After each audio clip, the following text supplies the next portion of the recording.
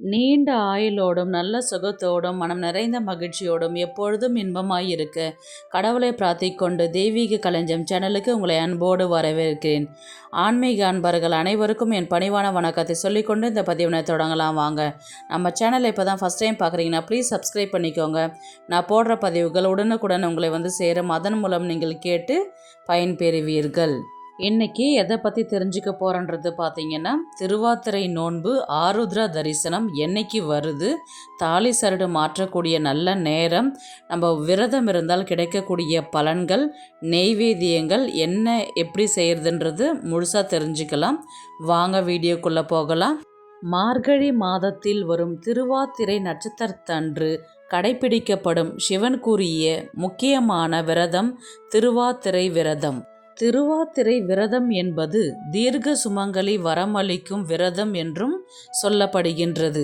இந்த நன்னாளில் திருவாதிரை விரதம் எடுத்து சுமங்கலிகள் தங்கள் தாலியினை மாற்றி சிவபெருமானை வழிபட்டால் தங்களின் கணவருக்கு தீர்க்க ஆயுள் கிடைக்கும் என்று நம்பப்படுகின்றது.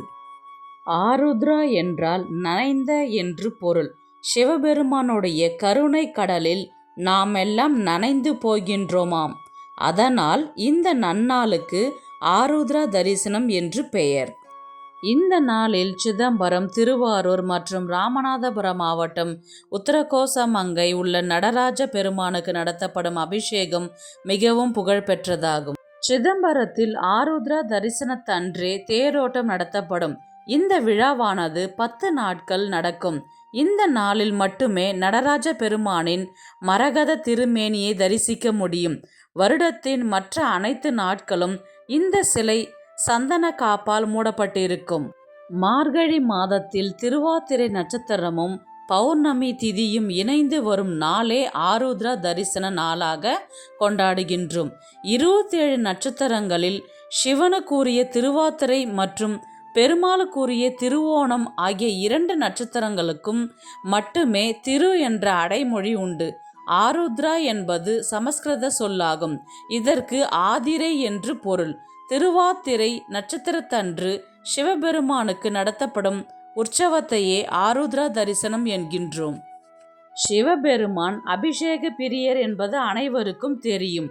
சிவபெருமானின் லிங்க திருமேனிக்கு தினமும் 16 முதல் 32 வகையான அபிஷேகங்கள் நடத்தப்படும்.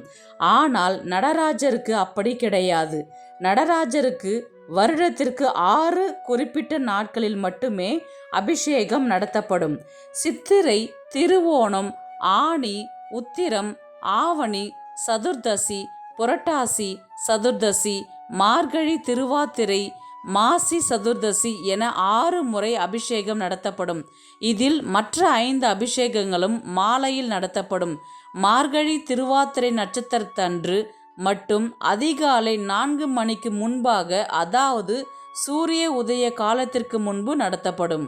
அதேபோல் பெண்கள் தங்களின் கணவர் நலமுடன் இருக்க வேண்டும் என்றும் குடும்ப வாழ்க்கை சிறப்பாக அமைய வேண்டும் என்பதற்காக இந்த நாளில் விரதம் இருப்பது வழக்கமாக கொண்டுள்ளனர். கீதையை உபதேசம் செய்த கிருஷ்ண பரமாத்மா நட்சத்திரங்களில் நான் திருவாதிரை என்றும் கூறியிருப்பதில் இருந்தே இன்னும் சிறப்பு.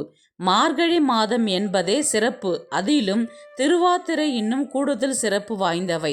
இந்த திருவாதிரை நட்சத்திர நாளில் சிவபெருமான் மற்றும் பார்வதி தேவியின் திருக்கல்யாணம் நிகழ்ந்ததாக புராணங்கள் கூறுகின்றன. மார்கழி மாதத்தில் தில்லை சிதம்பரத்தில் மற்றும் ஆரூர் கோயில் கொண்டருளிய நடராஜ பெருமானை மற்றும் தியாகராஜ பெருமான் தரிசிக்க தேவர்கள் ஒன்று கூடுவதாக ஐதீகம். தியாகராஜ சுவாமி வடபாத தரிசனம் காட்டப்படும். திருவாதிரை தினத்தில் தில்லை நடராஜ பெருமான் வீதி உலா வரும் காட்சி கண்கொள்ளா காட்சியாகும். சிதம்பரம் பஞ்சபூத தலங்களில் ஆகாயம் என்றும் நடராஜ பெருமானை தரிசிக்க முத்தி கிடைப்பதாகவும் சொல்லப்படுகின்றது. எப்பொழுதும் தியாகராஜரின் முகத்தை மட்டுமே காண இயலும்.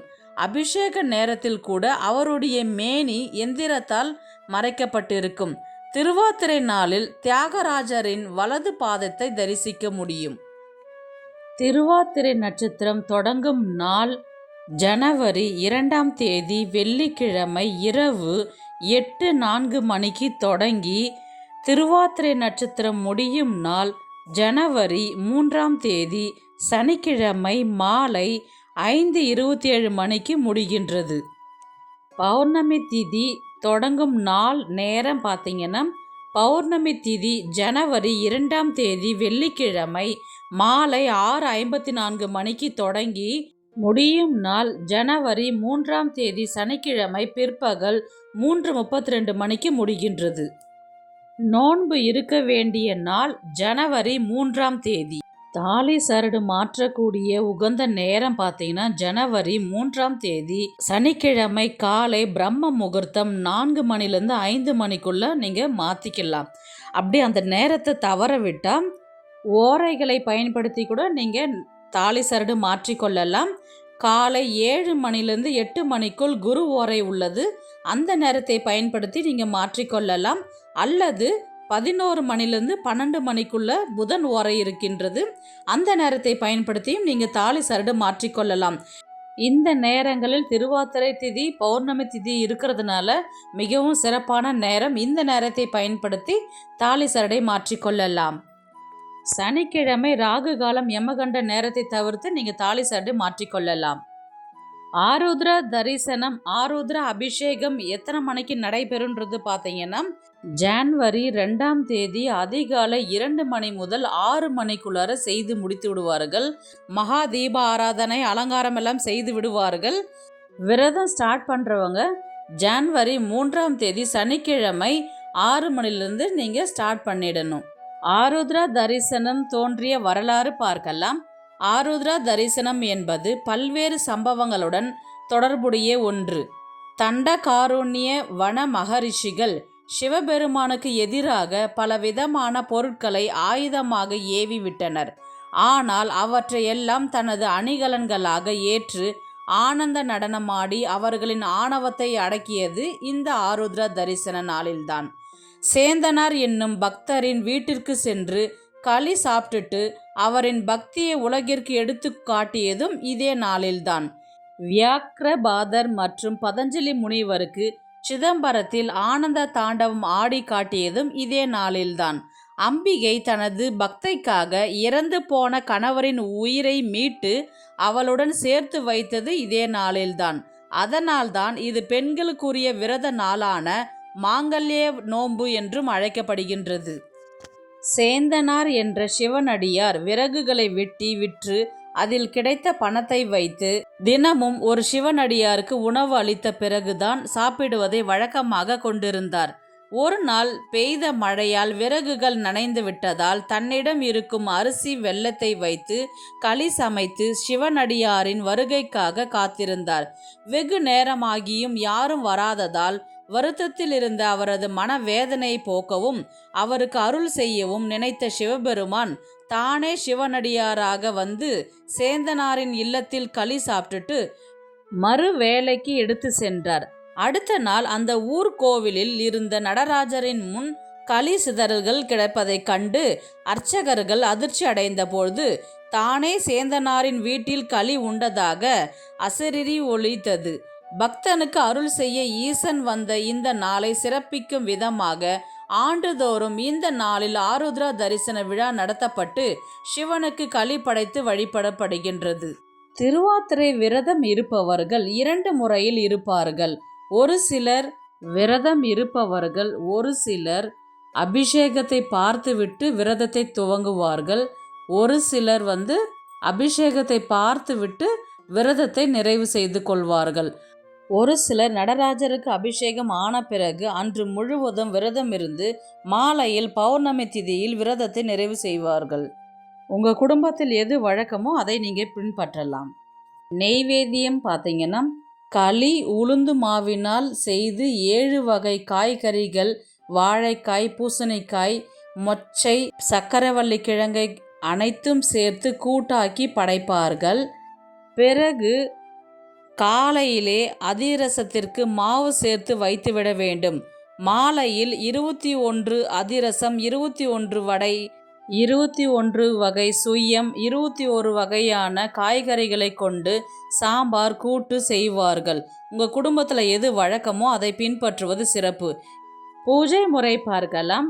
அதிகாலை எழுந்து குளித்துவிட்டு வீட்டில் எண்ணெய் சிகக்காய் ஆகியவற்றை பெரியவர்கள் கைகளால் வைத்துவிட சொல்லி குளிக்க வேண்டும்.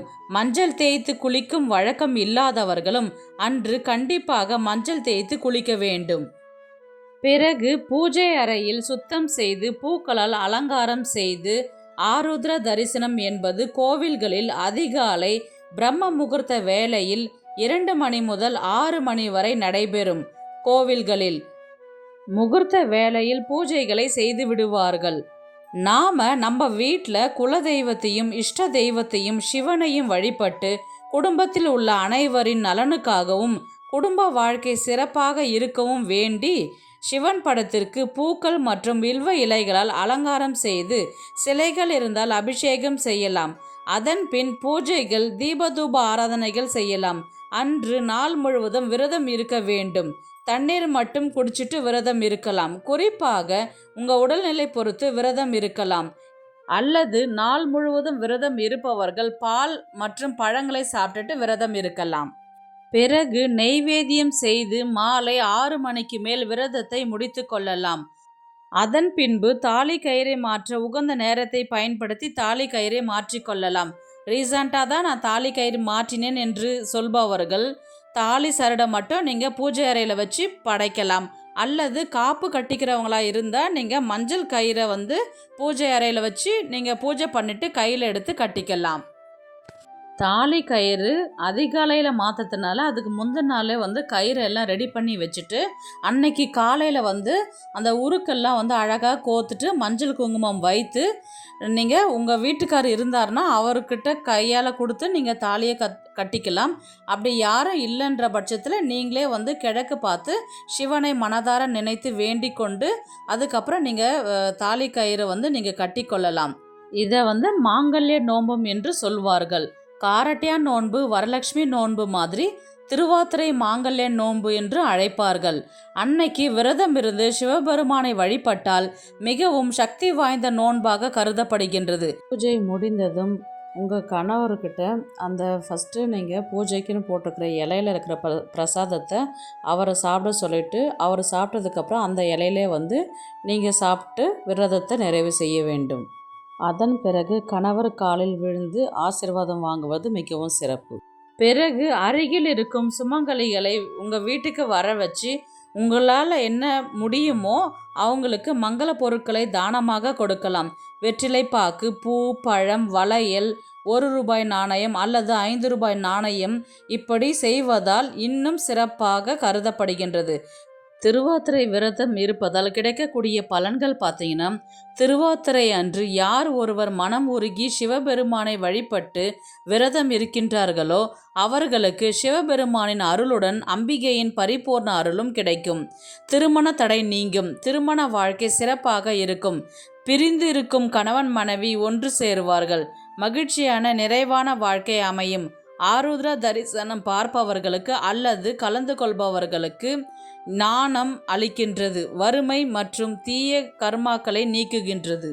கன்னி பெண்களுக்கு கூடிய விரைவில் திருமணம் நடக்கும். சிறப்பான வாழ்க்கை அமையும்.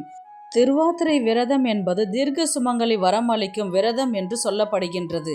இந்த நன்னாளில் திருவாதிரை விரதம் எடுத்து சுமங்கலிகள் தங்கள் தாலியினை மாற்றி சிவபெருமானை வழிபட்டால் தங்களின் கணவருக்கு தீர்க்க ஆயுள் கிடைக்கும் என்று நம்பப்படுகின்றது. இந்த வீடியோ உங்களுக்கு பிடிச்சிருக்குன்னு நினைக்கிறேன். இது போன்ற ஆன்மீக தகவல்களுக்கு நம்முடைய தெய்வீக களஞ்சியம் சேனலை சப்ஸ்கிரைப் பண்ணிக்கோங்க. நெக்ஸ்ட் ஒரு நல்ல பதிவில் சந்திக்கலாம். உங்களிடமிருந்து விடைபெறுவது உங்கள் புனிதவதி.